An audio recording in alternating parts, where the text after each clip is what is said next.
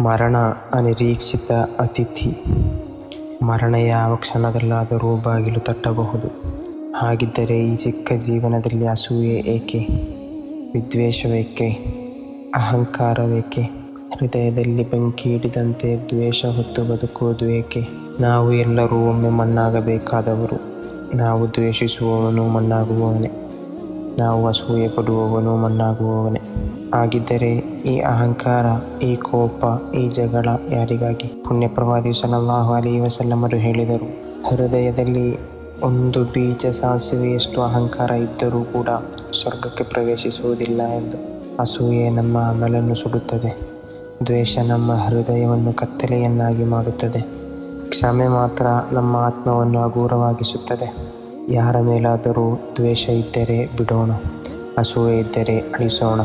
ಮರಣ ಬರುವ ಮೊದಲು ಹೃದಯವನ್ನು ಶುದ್ಧಿಗೊಳಿಸೋಣ. ಮರಣ ಅನಿರೀಕ್ಷಿತ, ಅದಕ್ಕೆ ನಮ್ಮ ಹೃದಯವನ್ನು ತಯಾರು ಮಾಡಿ ಇಡೋಣ.